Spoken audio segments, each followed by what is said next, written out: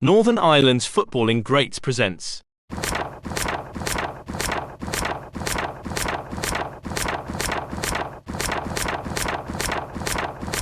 Northern Ireland's all-time 11s. The all-time Northern Ireland, Wigan 11. The first Wigan Football Club was founded in 1872, but they played with the oval ball, and have since evolved into England's dominant rugby league club, Wigan Warriors. Football in the town has consequently lived in the shadow of Rugby 13. Football clubs came and went with alarming regularity, but at least they got to run the full gamut of suffixes: a county, a Wednesday, a United, and a town, all played at Springfield Park, before Wigan Borough joined the Football League in 1921. They lasted a decade before folding, due to lack of support in 1931.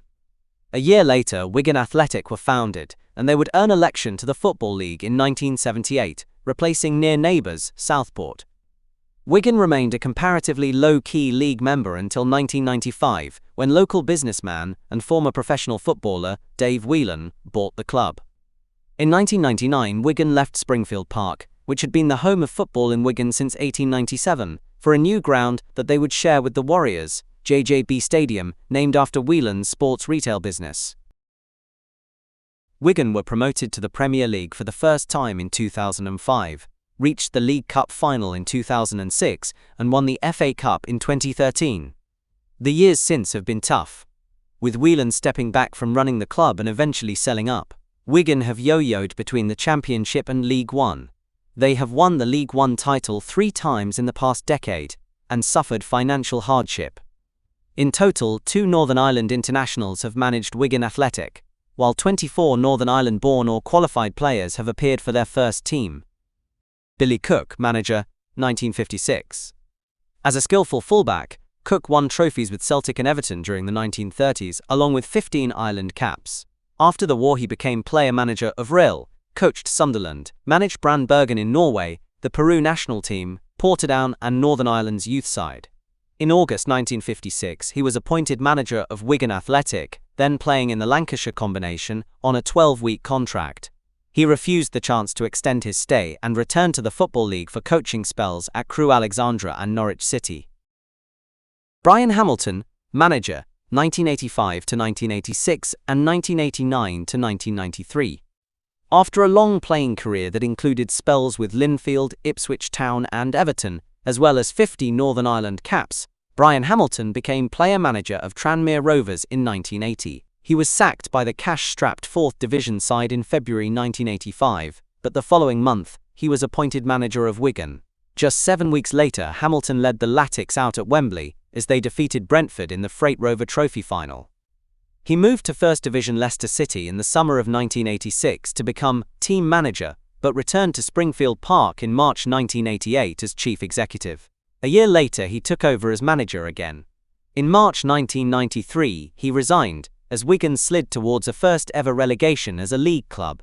He succeeded Billy Bingham as Northern Ireland manager in 1994, a post he held for 4 years. He then managed Norwich City and was technical director for the Antigua and Barbuda FA, while also working as a pundit. Roy Carroll, goalkeeper, 1997 to 2001. Carroll had established himself as Hull City's number 1 as an 18-year-old, but their financial straits made an April 1997, £350,000 bid from Wigan impossible to reject. Wigan had already sewn up the 3rd Division title when they made their club record post-transfer deadline day bid for Carroll. Consequently, he made his senior Northern Ireland debut in an end-of-season friendly against Thailand before having made the Wigan first 11. In 1999, he kept a clean sheet in Wigan's Auto Windscreen Shield final win over Millwall, and in 2000 he was selected in the PFA 2nd Division Team of the Year, but missed the closing weeks of the season with appendicitis, and was only deemed fit for the bench for the playoff final defeat by Gillingham. His final match for Wigan was the 2001 playoff semi-final 2-1 defeat by Reading, where he saved a last-minute penalty, only for the rebound to be scored. That summer he moved to Manchester United for £2,500,000, and he would win Premier League and FA Cup medals while at Old Trafford. His career would take him to Scotland, Denmark, Greece, and back to the Irish League, and earn him 45 Northern Ireland caps, helping gain a place at Euro 2016. Phil Hughes, goalkeeper, 1987 to 1991. Hughes played alongside Norman Whiteside for Manchester United in the 1982 FA Youth Cup final, was called into the Northern Ireland squad in 1984 after just a handful of appearances for Leeds United, and was included in the squad for Mexico '86 after a season as a regular for Bury. He seemed the man to replace Pat Jennings as Northern Ireland's number one, but a shoulder injury in March 1987 saw him lose his place to George Dunlop and Alan McKnight. Hughes joined Wigan, initially on loan, in November 1987 and, fitness permitting, was a regular across the next 4 seasons of Division 3 football, but never seemed likely to earn further caps. Hughes was released by Wigan in 1991 and finished his league career with Scarborough. He later worked as a police officer before enjoying a well-travelled coaching career. Ian Nolan, fullback, 2001-2002. Prior to his arrival at the JJB in 2001, Nolan had spent 6 years as a regular at right-back in the Premier League, though he had suffered successive relegations with Sheffield Wednesday and Bradford City. He also found himself with one leg shorter than the other, after a challenge from Spurs, just in Edinburgh, broke his leg and led to legal action. Injury problems continued to blight Nolan during his time at Wigan, an Achilles issue and a stress fracture ruling him out for lengthy periods. He did collect his 18th and final cap while playing in the second division for the Latics, but it was a chastening night as a threadbare. Northern Ireland lost 5-0 to Spain at Windsor Park in April 2002. He was released by Wigan shortly thereafter and briefly played in the conference for Southport before retiring. Peter Kennedy, fullback, 2001-2004. In the summer of 2001, Wigan signed 2 Northern Ireland fullbacks, but as it was, most of Peter Kennedy's games for the club would be in midfield. Kennedy had made his name in the Irish League with Glenavon and Portadown before moving to Notts County in 1996. He was then part of Watford's resurgence under Graham Taylor that took them from Division 2 to the Premier League in successive seasons. Following relegation and a change of manager at Vicarage Road, Kennedy made a cut-price move to Wigan on a 3-year deal. After a season of bedding in with the Latics, he was part of a team that cruised to the 2003 Division 2 title with 100 points.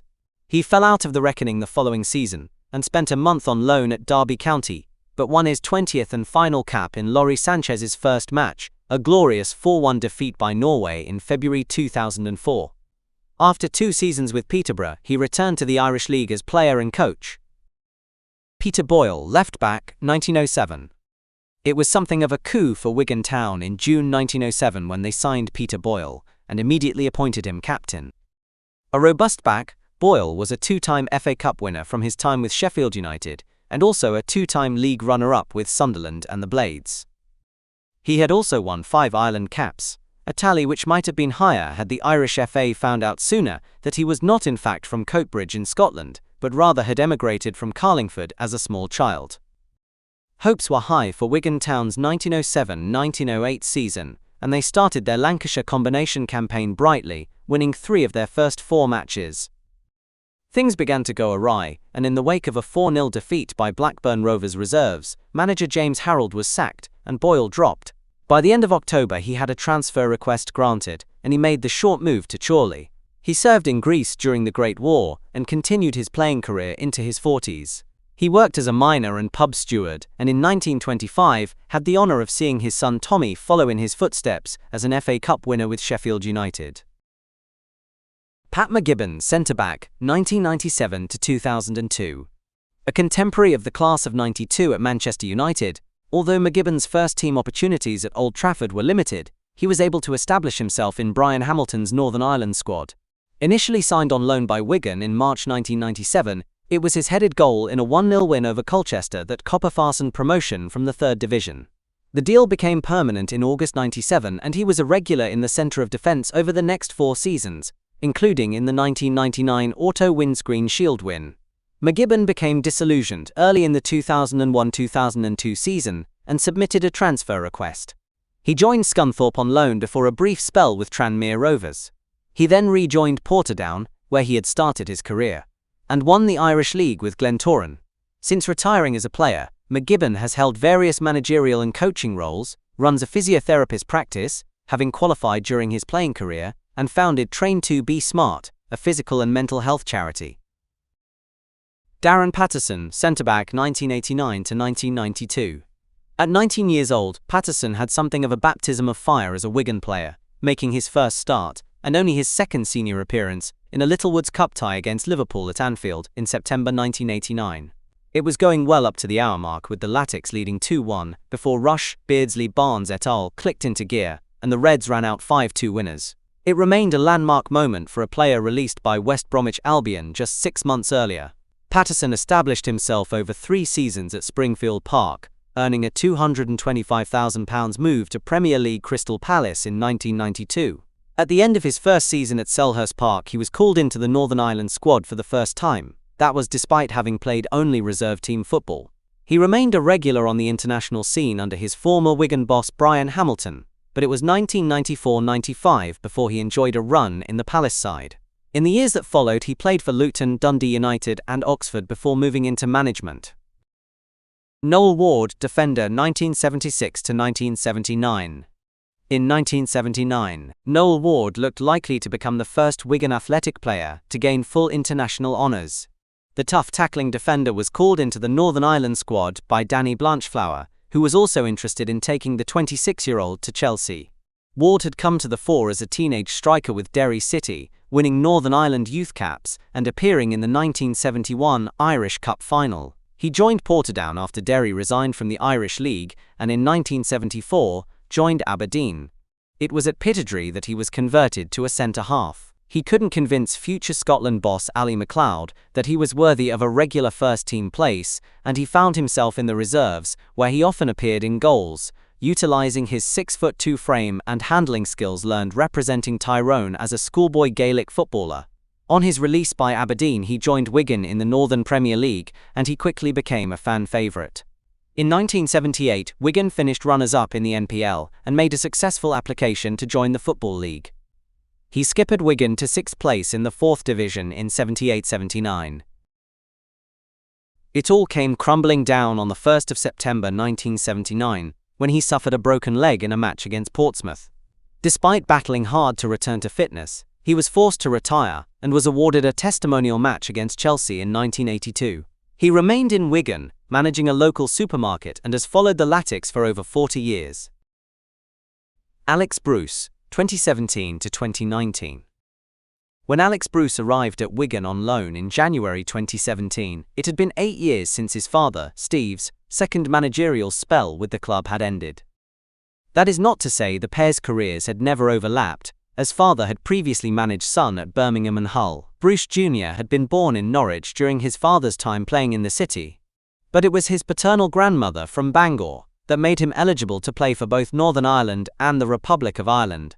He rejected a call-up to Northern Ireland's under-21 squad in 2006, instead electing to play for the Republic, for whom he'd go on to win 2 full caps. Frustrated by his lack of international recognition from the FAI, Bruce sought to switch to Northern Ireland in 2011, and won 2 caps in 2013 and 2014. Shortly after his second and final cap, he played in Hull's FA Cup final defeat by Arsenal, a match in which he was managed by his father. Bruce initially joined Wigan on loan in January 2017, having lost his place in the Hull team, but he played just twice as they were relegated from the Championship. He then joined Bury on a non-contract basis at the start of the 2017-18 campaign, but rejoined Wigan after just a month. He only made a handful of appearances across a season and a half before finishing his career with spells at Kilmarnock and Macclesfield. He has subsequently coached or managed at West Brom, Macclesfield and Salford. Michael O'Neill, midfielder, 1998-2000. One could be forgiven for thinking Michael O'Neill was a veteran with his career winding down. When he joined Wigan in 1998, he was actually just shy of his 29th birthday. Having started his career with Coleraine, at just 18 he made a huge impact on the Newcastle first team. He had spells with Dundee United and Hibernian before joining Premier League Coventry in 1996. His time at Highfield Road completely derailed his career as he played just 6 times in 2 seasons. After loan spells with Aberdeen and Reading, he joined Wigan on a free in 1998. Although his early career goalscoring prowess had left him, O'Neill's creative midfield play was key in taking the club to the Division 2 playoff spots and the Auto Windscreen Shield in 1999.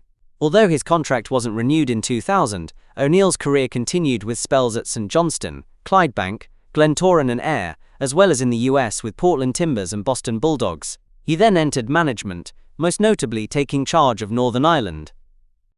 Danny Wilson, midfielder, 1976 to 1977. A Wigan boy, with a mother from Londonderry, Danny Wilson was on the books of the Latics as a teenager during their days in the Northern Premier League. He played 8 times before moving into the Football League with near neighbours Bury. He enjoyed an 18-year league career, notably winning the League Cup with Luton Town and Sheffield Wednesday. He also collected 24 Northern Ireland caps, becoming eligible when the home nations relaxed their rules in the late 1980s. There then followed a lengthy managerial career, taking charge of over 1,000 games. Jordan Jones, winger, 2021 to 2024. A flying winger, Jones came through the ranks at Middlesbrough and was a regular for Northern Ireland at youth level. At 18, he made his Borough debut in an FA Cup tie against Hastings United and decided that he might have a chance of making it as an England international. He spent loan spells with Hartlepool and Cambridge, but never made another appearance for Middlesbrough and was released in 2016. He rebuilt his career with Kilmarnock and returned to the Northern Ireland fold and earned a move to Rangers. Ill discipline overshadowed his time at Ibrox. After a loan spell with Sunderland, Jones joined Wigan in the summer of 2021. He had a limited impact across 3 years at the DW Stadium and spent loan spells with St Mirren and Kilmarnock. He was released in the summer of 2024, but returned almost immediately as Wigan were short of players ahead of the new season. He played 2 more games before moving on to Carlisle United.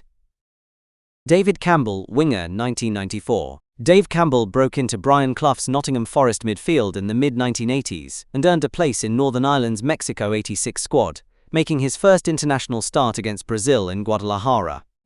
Whilst his skills and ball control were obvious, it was a lack of consistent end product that saw Campbell drift away from football's upper echelons, and when he joined Wigan on a short-term deal on the eve of the 1994-95 season, they became his 10th league club. Campbell was initially an influential player in a struggling Latics 11, but a change of manager and a knock collected in a 5-3 defeat by Doncaster Rovers saw him released after just 7 games. He played just 1 more league game, featuring for Cambridge United in a 6-0 defeat to Brentford, during which he collected a leg injury that essentially ended his professional career. In 2014, Campbell was the focal point of the film Shooting for Socrates. Keith Gillespie, winger, on loan, 1993 and 2000 to 2001. The circumstances around Gillespie's 2 loan spells at Wigan were wildly different. In 1993, he was an exciting youngster on the fringes of the Manchester United first team. In December 2000, he was an established international with copious amounts of Premier League experience that had lost his way. Gillespie was highly regarded at United, but transferred to Newcastle as makeweight in the record-breaking transfer of Andy Cole in 1995. His reputation soared as he starred for Kevin Keegan's entertaining Magpies side. He fell out of favour under Ruud Gullit and transferred to Blackburn in December 1998, but they were relegated, and Gillespie was sidelined by new boss Graham Souness, at which point he had his second, less impressive, spell with Wigan. On his return to Blackburn, Gillespie found himself back in the side, as they successfully pushed for promotion back to the Premiership. The following season he started in Blackburn's Worthington Cup final win over Spurs. In his 30s, Gillespie was a key part of Laurie Sanchez's Northern Ireland team, and he played more Premier League football with Leicester and Sheffield United, and won an Irish League Cup with Glentoran. Andrew Garra, inside right, 1897 to 1899. The first Irishman to play football in Wigan is believed to have been Andy Garra. Originally from Roscommon, he moved to the area as a teenager and joined Wigan County on their foundation in May 1897. He scored 18 goals in the Lancashire combination, plus another 7 in cup games. But his most significant goal in county colours was in an 8-2 friendly defeat by Preston North End in January 1899. A month later, a fee of up to £100 took the 20-year-old Garra to Deepdale. Within a year, County were in severe financial straits and folded after struggling to fulfil their 1899-1900 fixtures. Garra won 3 Ireland caps in 1902, recording a hat-trick against Wales. His league career also included spells with Nottingham Forest and Bristol City, but he was back playing in the Lancashire combination by the time he was 25, taking in spells with Earlstown, Ashton, Southport and Eccles. Josh Magennis, forward, 2022 to 2024. In October 2007, when the 17-year-old Josh Magennis sat on the Cardiff City bench for a Carling Cup tie against Liverpool, he was providing goalkeeping cover. The following April he came off the bench in the Welsh Youth Cup final as a striker. His strength and athletic physique made Magennis a useful player in a variety of positions throughout his long career, but due to his comparatively late start it did take him some time to refine his play. His career took him to Aberdeen, St Mirren, Kilmarnock, Bolton and Hull. He scored 18 goals as Hull won the League One title in 2021, but struggled in the Championship and joined Wigan for an undisclosed fee in January 2022. Although never a regular starter while at the DW Stadium, he was appointed club captain in the summer of 2023, recognising his experience and dressing room impact. Magennis was released in 2024 and joined Exeter City. At 35, he remains a member of Michael O'Neill's player pool and is among the top 10 in Northern Ireland's all-time cap standings. Bobby Campbell, forward, 1986 to 1988. In 1986, Wigan made an audacious bid of £25,000 for the man who is still Bradford City's all-time top goalscorer. Bobby Campbell had had a long and storied career up to that point. As a teenage Northern Ireland youth international, he was issued a lifetime ban by the Irish FA after a joyriding incident during the 1975 European Championships. After starting out with Aston Villa, Campbell crisscrossed the lower leagues and spent time in Canada and Australia. It was his form at Bradford that saw Billy Bingham petition to be allowed to select Campbell for Northern Ireland.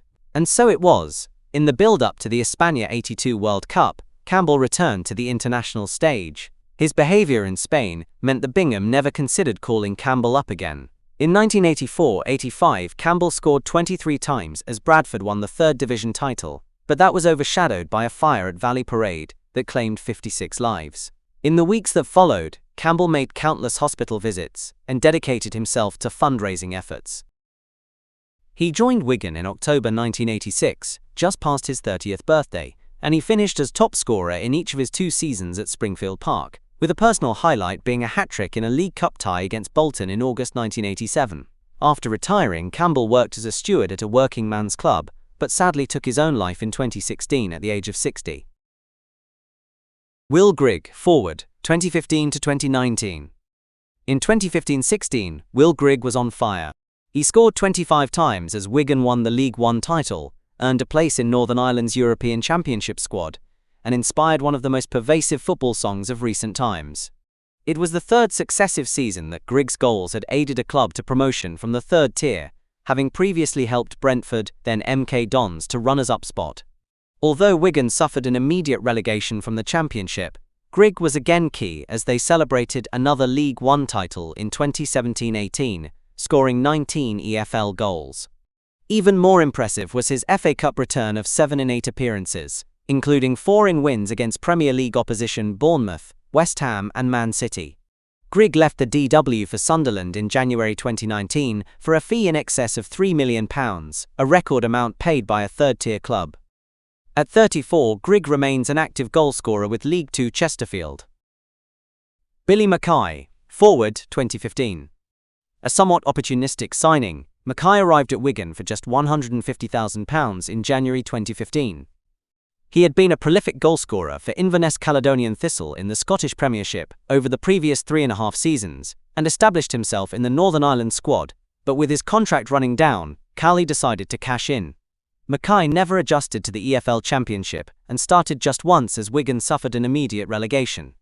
Having started his career with Leicester City, Mackay first made waves playing for League Two Northampton, notably scoring in a League Cup win over Liverpool at Anfield. But it was in Scottish football that he enjoyed the best form. As well as Inverness, he also enjoyed decent goal returns with Dundee United and Ross County. At 37, he is currently in his third spell with Inverness, and with 140 goals, is Northern Ireland's second highest goalscorer in the history of the Scottish leagues. Pat Nellis, forward, 1925 to 1926. The only Ireland international to play for Wigan Borough, Nellis had begun his career in his home city with junior side, Londonderry Distillery, before taking the bold decision to try his luck in England. In 1921 he joined Accrington Stanley, who had been elected to the 3rd Division North just a few months earlier. His impact was immediate, as he recorded a hat-trick on his debut, a 5-1 win over Durham City in November 1921, and by March he'd recorded 14 goals in just 11 appearances. Second Division side Nottingham Forest took notice and offered a divisional record £2,000 for Nellis' signature. He continued his good form, scoring 6 in 10 games as Forest won the title. The Irish FA selectors also took note, including Nellis in the lineup for the first international of the 1922-23 season, a 2-0 defeat by England at West Brom. Thereafter, his club form collapsed, and he scored just 4 more goals for Forest across the next 3 years. In July 1925, he joined Wigan Borough, but it was a season of struggle for both club and player, as he scored just once in a 1-0 win over Hartlepool United, as Wigan finished in a lowly 17th place in Division 3 North. Nellis returned to Ireland in 1926, joining Coleraine, refound his form, and appeared for the Irish League against the Scottish League in 1927. Dale Taylor, forward, on loan 2024 to 2025. The 2024-25 season brought Dale Taylor to Wigan on loan. He had a huge impact at the Brick Community Stadium, 10 goals, 7 assists, multiple Player of the Month awards, and a double of club fans and players, Player of the Year. A particular highlight was the opener in a 2-0 win at local rivals Bolton in December. Taylor was 15 when he made his senior club debut for Linfield, and was still shy of his 16th birthday when he scored his first goal. He moved to Nottingham Forest in the summer of 2020. Ian Barraclough called Taylor into his Northern Ireland squad in November 2021, and he was still just 17 when he made his debut in a 1-0 win over Lithuania. He played for Forest in the 2022 FA Youth Cup final and made his first team debut early the following season in an EFL Cup win at Grimsby. Over the next few seasons he had loan spells with Burton Albion, Wycombe Wanderers, then Wigan. In the summer of 2025, Forest accepted a fee believed to be around £1 million from Blackpool, and he has remained a fixture in the Northern Ireland squad. So here we slot these players into an all-time Northern Ireland Wigan 11. In goals, Roy Carroll. Ian Nolan at right-back with Peter Kennedy on the left. A centre-back pairing of Darren Patterson and Pat McGibbon. Michael O'Neill in the centre of midfield with Jordan Jones and Josh McGuinness working the flanks. The team is led by a front three of Bobby Campbell, Will Grigg and Billy Mackay. Thank you for watching. Please visit the website at nifootball.blogspot.com, follow on X at JCDNIFG, and don't forget to like and share this video here on YouTube. Your comments are very welcome. It would be great to hear your feedback and suggestions for future videos. Please do keep your comments respectful and look out for a new video soon.